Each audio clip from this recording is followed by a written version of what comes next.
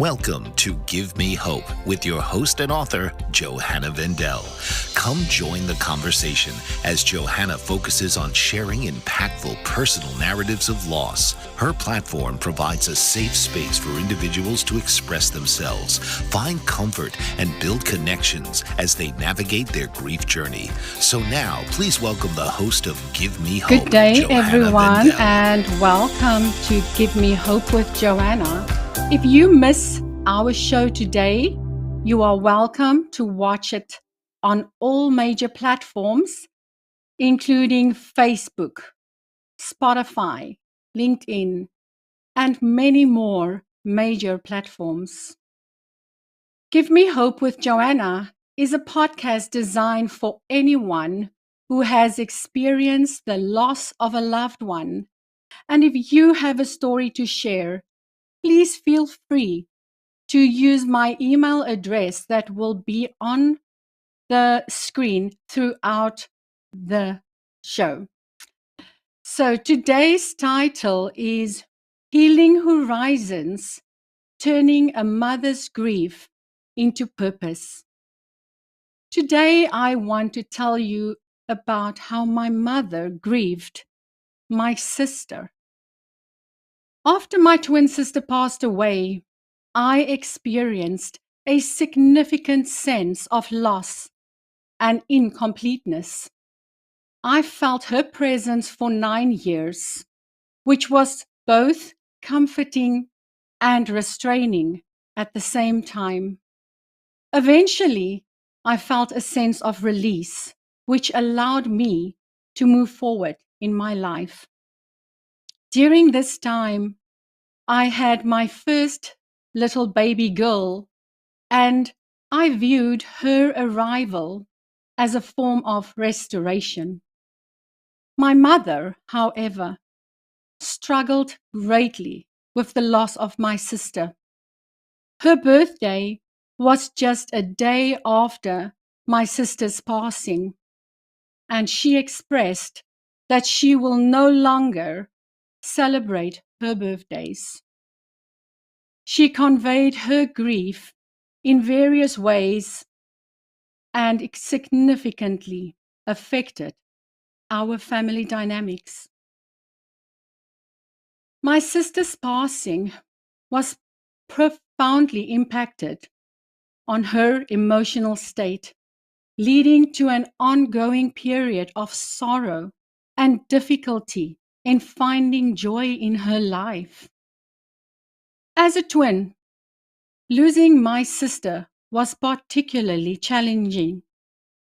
It was difficult to see my mother's sorrow, since she was closer to my sister.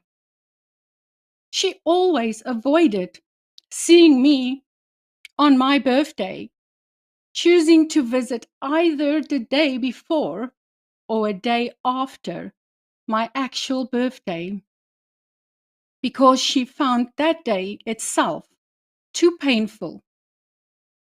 My mother's grief blinded her to see the impact it had on me. Throughout the years, despite intermittent episodes of grief, the unwavering support of myself and my two sisters enabled my mother to manage the loss of my twin sister. This experience underscored that while love persists, pain can gradually get better, leading to a positive change over life. Today I will speak to Diana Freel. In this heartfelt episode, Diana will share her journey through unimaginable loss and how travel became her lifeline in the wake of grief. She is the founder of Ocean Breeze Adventures. She now helps others find connections and healing through curated adventures. Her story is one of resilience, hope, and the power to choose life, one sunrise at sea at a time. So let's welcome Diana Freel. Hello, Diana. Oh, Welcome to Give Me Hope with Johanna. it's a pleasure to be here. Well, can you introduce yourself a little bit? Tell us a little bit about your background and more about your family life before the loss of your son. Yeah, so I am 54 years old. I'm currently a neonatal nurse practitioner.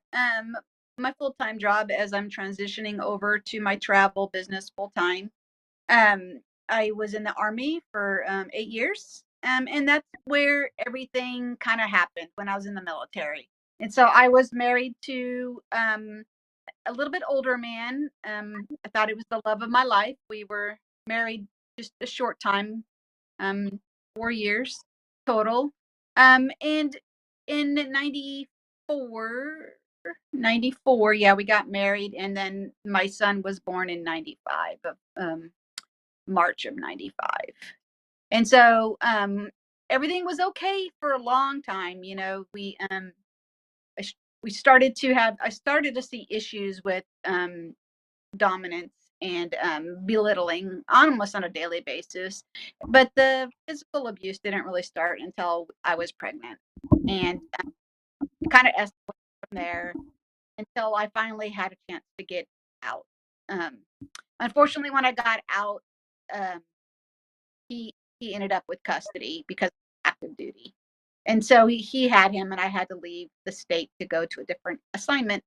And while I was gone, the divorce kind of through and everything, but um, a lot of that didn't really kind of transpire until I came back to the state, and then things kind of really kicked off from there. But I know my military experience is what kind of helped me um, get safe, because we were not safe. But unfortunately, you know, society isn't prepared for people like him, and so um, you know, I had to fight with a lot of that. So you divorced him eventually. I did, yeah. The divorce How went through. how long were you divorced before the accident happened? And Oh, tell us how it happened and what happened. so in this all kind of happened in the state of Washington, you know, on the West Coast. And in that state, they have the laws for the secondary custodian, which would be me because he had custody. They change at 3. And so he died 2 months before his third birthday. And I know that was part of what kind of accelerated the situation. But in January, I got a call into my superior's office, and when I got in there, I knew something was off because he was there. There was a chaplain. There was military police, so I knew something went down, but I had no idea what happened. And when they told me what happened, I, you know, of course, in major disbelief, because I mean, who would expect someone to do that to their own child? But what he, what I ended up finding out is that he had shot him um, at point blank range with a 12 gauge, and then Your husband shot your child. shot my child, shot his own child. Um, Why do you think he did that, if I may uh, ask? I One, it was he couldn't get to me anymore. He couldn't get to me. He There was several instances where he tried desperately to undermine me, and that's where a lot of my PTSD comes from. So there were times where he said I kidnapped my child. I had to prove to the police that I didn't. He said that I destroyed his car. I had to go to court and prove that I didn't. You know, so many things over and over and over again that I had to prove. And so he couldn't do that to me anymore. And so this was his last ditch effort to try to ruin my life. And what he didn't know is I'm too strong for that crap. So I didn't take it. And I use that as fuel year in and year out to be better, to to keep going, because his whole thing was he wanted to win, and his way of winning was for me to, be depressed or commit without suicide. the son. But um, I wouldn't give in to that, and I still won't. So I'm hoping, others that have been in a situation where they live with, because now we know what a narcissist is. We know what, all that is. It's a lot more prevalent, but in the 90s, it wasn't really known. And that's how, he got away with everything that he did. I mean, even my grandparents, they went to their graves thinking that I was in the wrong. And, but they didn't know at that, they didn't know that was going to do that. But it's just, that is the one sticky point I still have when I get in confrontations, is if someone kind of triggers that PTSD. I still struggle to this day to work on, I'm still working on that, because that's deep seated. I am very sorry to hear that. What happened to your ex-husband when he Uh, did that?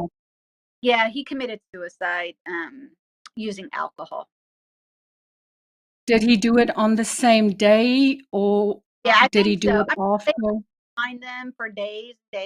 And so I think, thankfully, there is no date of death on his death certificate, because they don't know exactly when it happened. And I think that's been helpful for me, because I don't have to fixate on a date.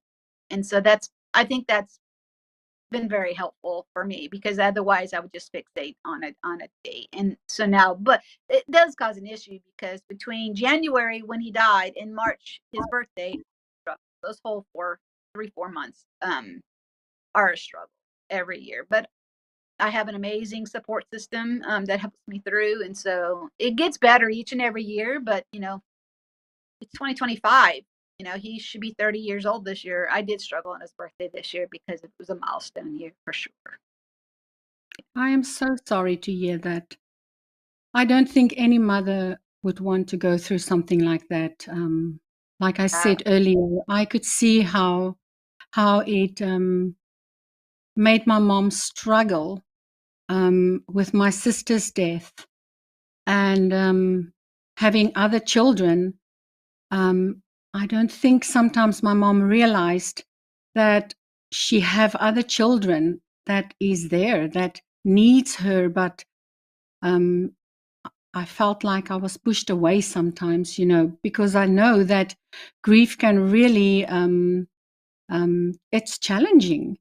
Can you Mhm. maybe tell me what was the biggest challenge you faced emotionally and physically after the loss of your son?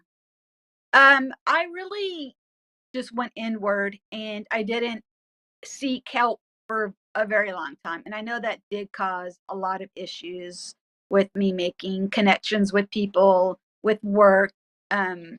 I was constantly in a heightened state of fight or flight, like the hairs in the back of my neck were always on edge. Um, and I think the one thing I did wrong was I just waited too long. I waited too long to get both medicinal help and help seeing a therapist. And so that was the biggest challenge, to allow myself to accept help. And once I did, it's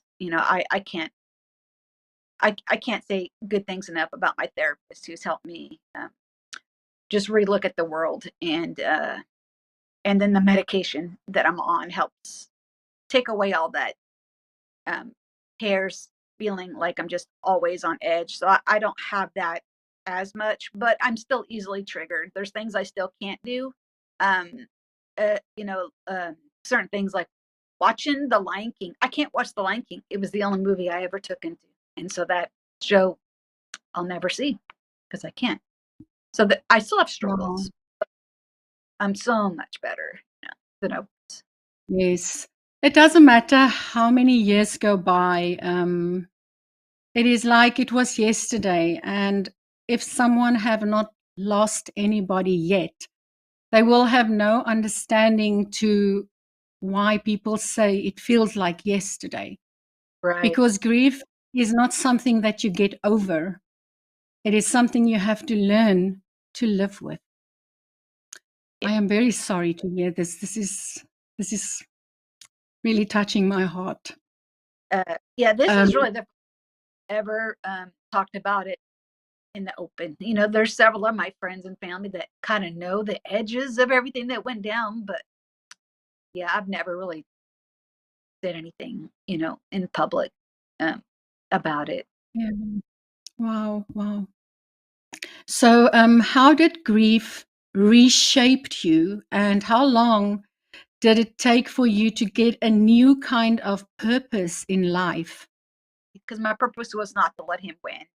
But as I got older and had more opportunities, to make myself better, I've learned that doing the things that I'm good at, life, the whole life is too short thing is really true. And so I've taken that to heart. And one year we were supposed to go to Hawaii on my 50th and COVID hit and it ruined the whole trip. And I ended up spending, um, well, it ruined the cruise, but I ended up spending hours preparing to go to the Big Island or to go to Oahu. And I spent hours and hours and hours and hours and hours researching that island and what can we do while we're there for a week.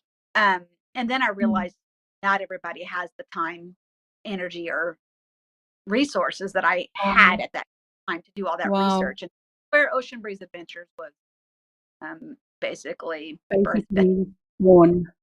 I'm very sorry for your loss, and I've never personally heard about a story like that, and it's devastating.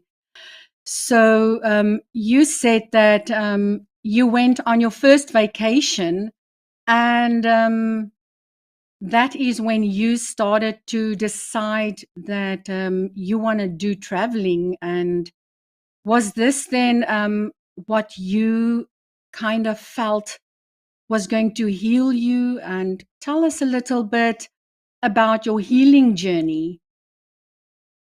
Yeah, for me, healing really came down to trying to understand what went what happened, how could something like this happen? And so I do spend a lot of time learning about body language and just dealing with people of that nature of narcissism. But what I realized is that I still have I have a lot to offer, and I want to show others that it's okay to move on, to keep going.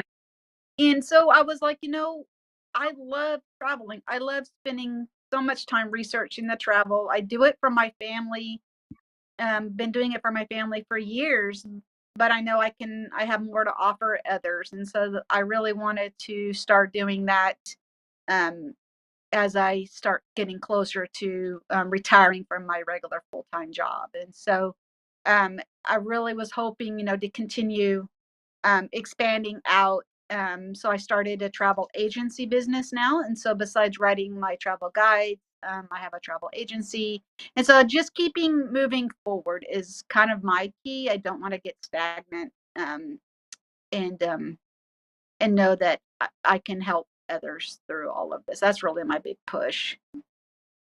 And how did you get to the name of Ocean Breeze Adventures? No, Did you experience something that made you felt? I love sand and sun and palm trees, and I mean, just the sound of the ocean really like makes me calm and relax. And when I learned how to scuba dive and just hearing the ocean from underneath, that is basically where all of it came from. Yeah, I just love the ocean. Right now, I live in the middle of the country, so I don't get to hear it every day, but that is my end goal. So to hear the ocean every day.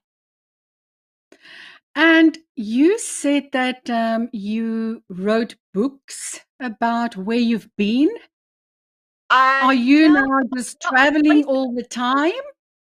Yeah, I travel. Luckily, I'm so blessed to have a job that allows me to travel at least 2 times a year to all over the world, and I try to do that as much as I can. And now, what I'm doing is I'm traveling somewhere and doing all the research while I'm there. And then when I get home, I start my book about that area. So like later this year, we're going to Cancun. And so later this year, there will be a Cancun travel guide on its way.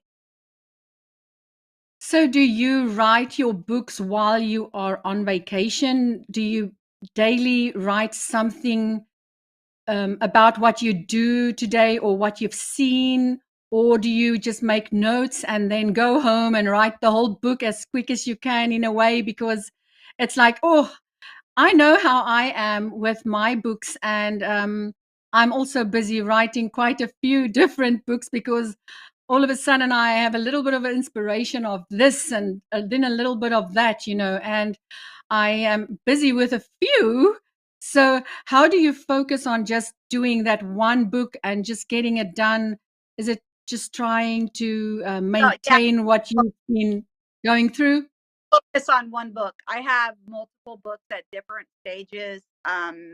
But what I want to do, what would really kind of prompted me wanting to come on your show is to be more comfortable in front of the screen. And I would love to be able to do lives daily when I'm on vacation to show people what I'm up to and the behind the scenes of how I kind of go about, you know, learning about the It place is I'm at. amazing. It is amazing of how many people you can reach if you do a live video of the vacation you are taking, because then I would say people can see it with their own eyes, and not just read a book and imagine it, because to imagine something is not the same as seeing it. So, yeah, that is definitely something that I'll definitely recommend you doing. Yeah, that was my goal. We just went on a cruise around the Hawaiian island, and that was my goal, that cruise. But I was a little too nervous, and so I did post every day with the photos that I was taking and all that. But I'm hoping this time around I will be more brave. Before we move on and hear the complete story of your business, I want to go back a little bit to your little boy. You say that he was 3 years old when he passed away. 2 years, 10 months. Do you have some nice memories of him? Can you tell us something? Tell us a little bit how he was. Tell us a little bit Oh, about him. so yeah, he was a '90s baby, obviously. So he was absolutely in love with oh my gosh, what's that dinosaur called? The purple one. I'm having a brain. Barney. Yeah, huh? Barney. Yeah, oh my God, yeah, he absolutely loved Barney. He was still bald as all get out. He never really grew hair. So big, bald, beautiful boy. Yeah, he was feisty, that's for sure. I can remember my son, he was born in 94, and he's turning to the age of 31 now this year in August. And he was also a big Barney fan. It's so strange how in certain eras of our lives, the kids are involved in different um, figures, Barney, and then my little girl, I think she was Yeah. more the princess. I can't even remember. It's so long ago, but my word, it does bring a lot of memories um, to your mind there. Um, what was his name, if I may ask? It was David. Oh, Yeah, David. He was a junior. Yeah. cute, cute. And you never had any more children after that? No, we tried to adopt some boys. Gosh, it's been 12 years now or so. And that didn't work out. We had them for a couple of years and then they did go back to their dad.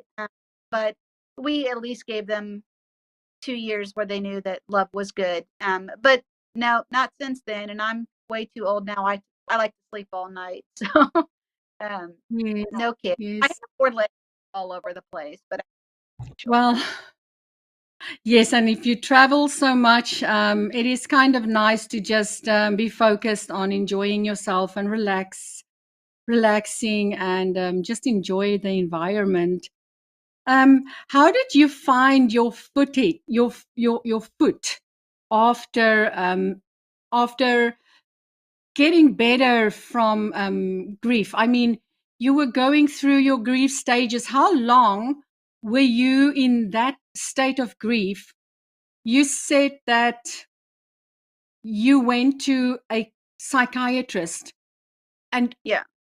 for the viewers out there that has been through something like this, would you definitely recommend them seeing someone?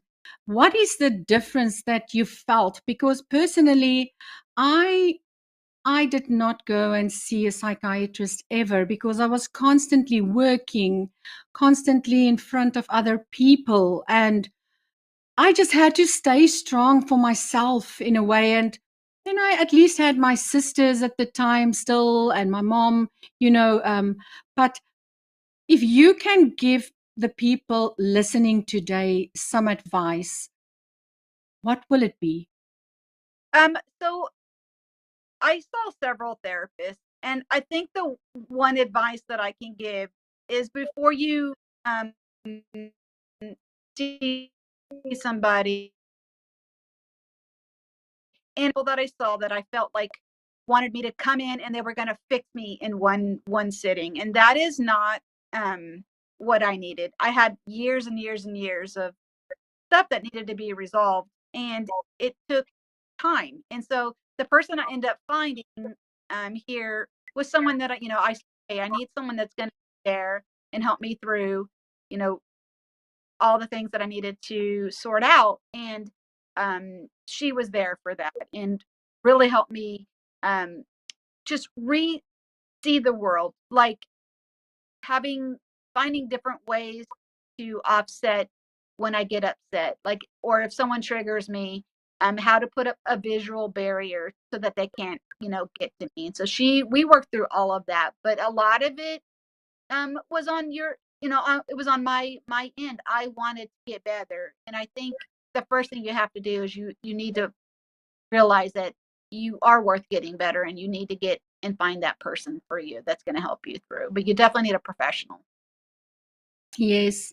What I realized was that I needed to learn to love myself, because Yeah. I also pushed people away if they try to comfort me, because I felt that comfort sometimes did not comfort me. It made me even more heartbroken sometimes.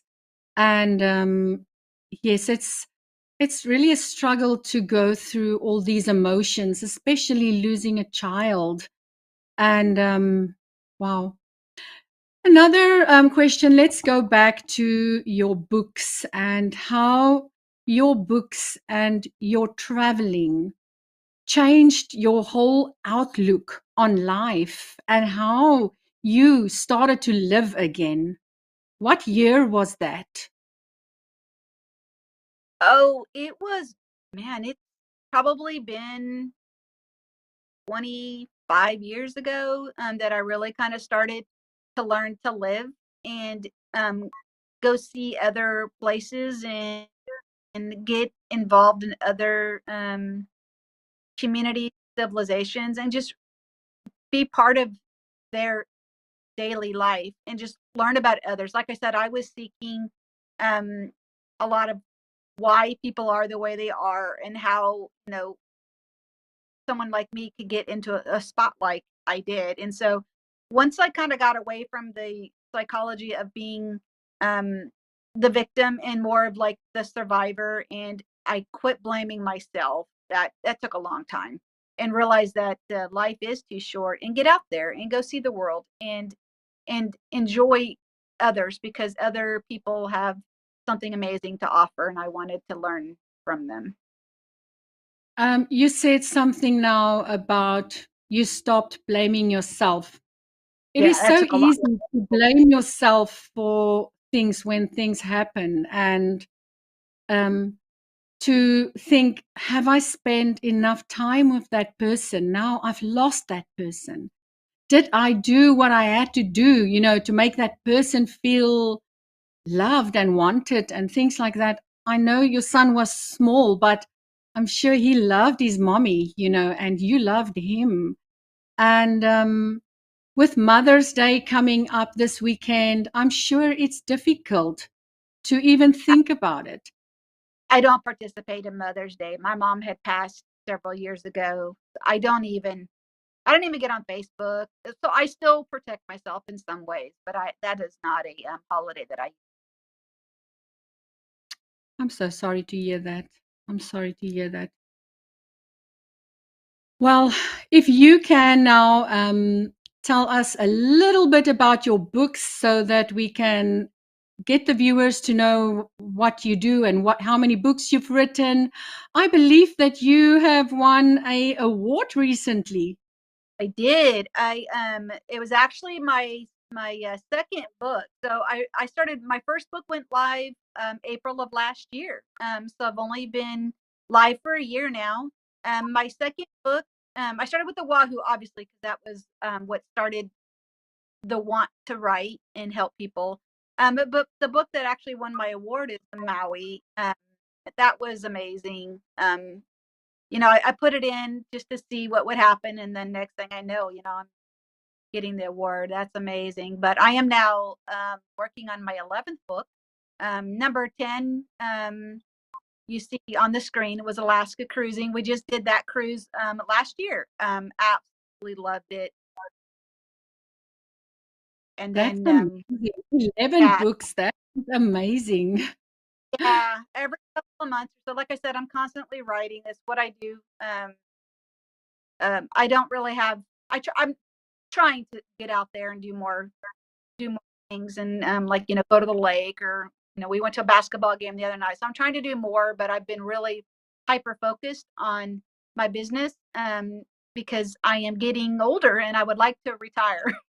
And so I have a retirement plan in hopes that my travel business will get me what I need. So I've been really hyper focused on that and hoping that, if I focus on that, I can help more people. I've really been focused on accessible travel and helping everyone go see the world. And so, like the Alaska book, really focused on helping people with needs to go see one of the most rugged terrains out there, and that I want them to know that Alaska is for everybody, not just the young, able-bodied people.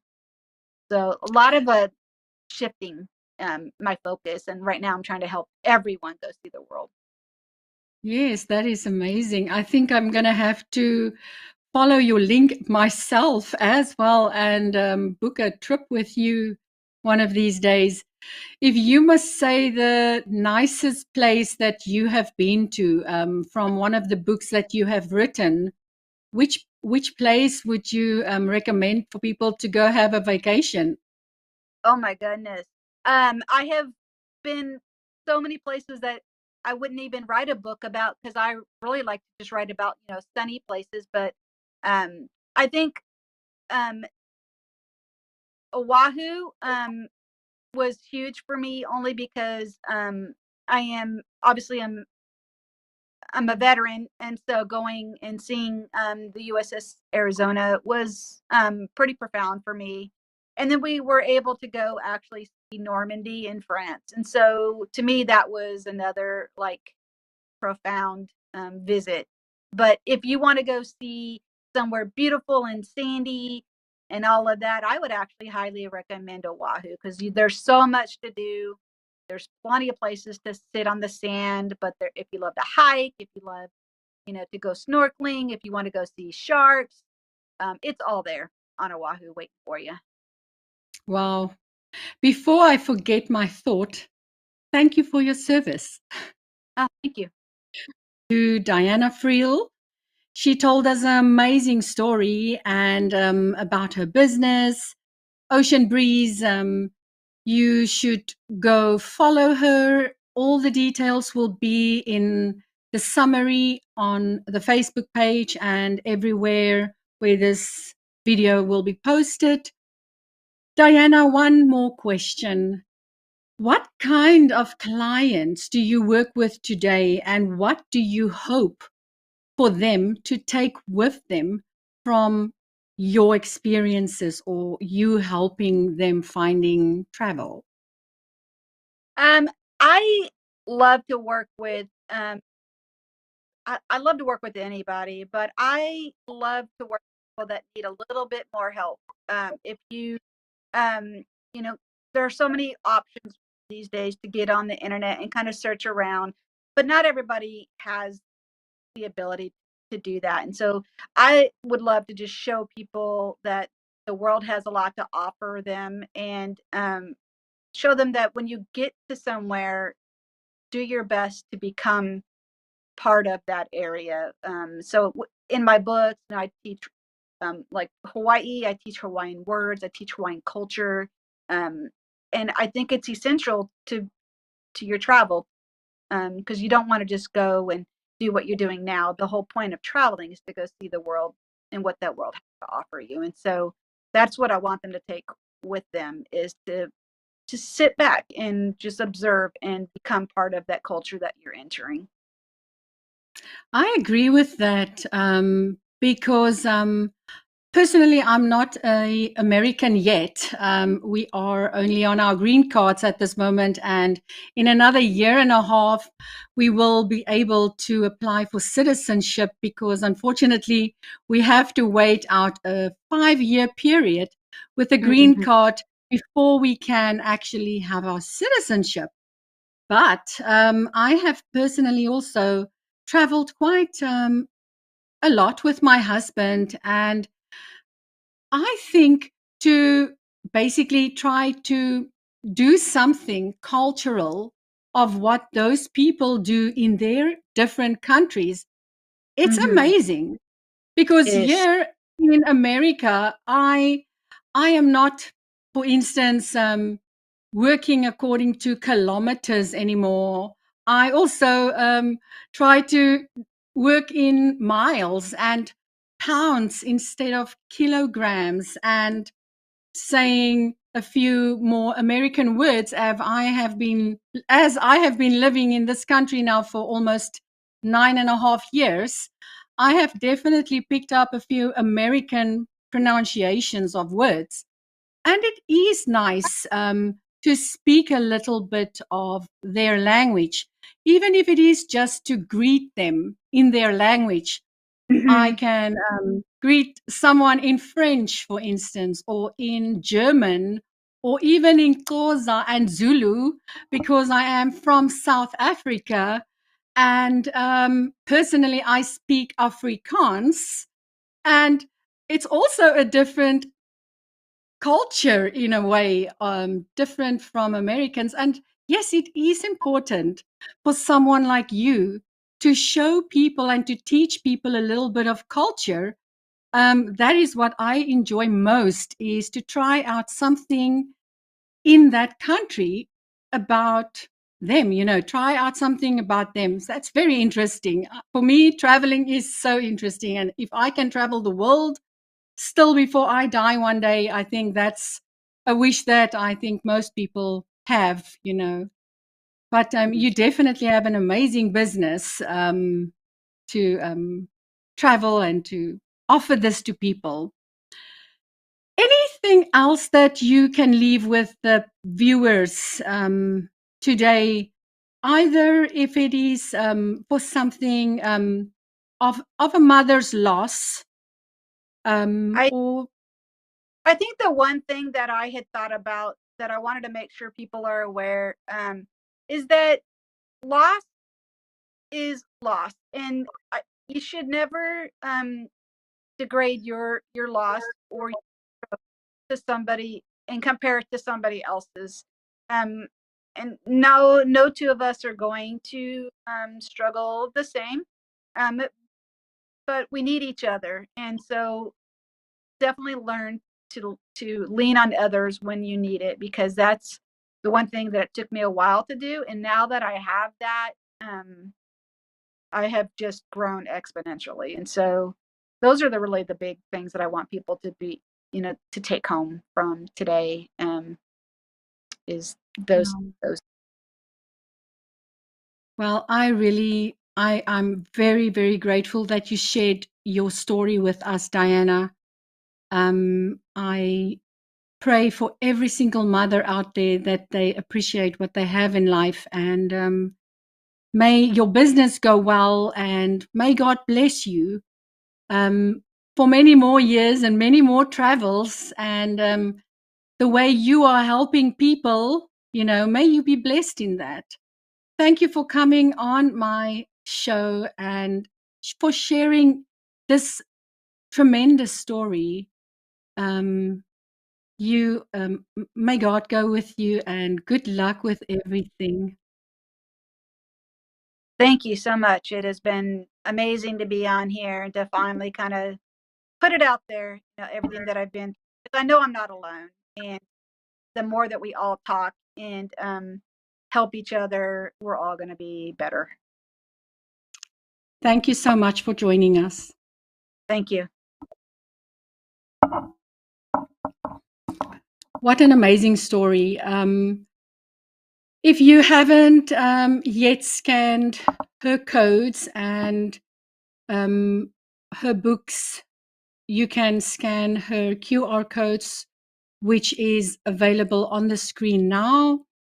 Reach out to her. She's got her website address there, her author page, and newsletters. And reach out to her if you feel that you would like to take a vacation. And if you have not read my books yet, my books, I Think Again, and Navigating Through Losses and Grief, Think Again.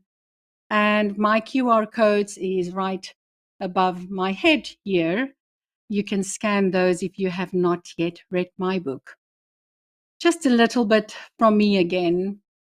We will be back next week. We'll speak to Christina Alba when she tells us the story of her mother's loss through cancer.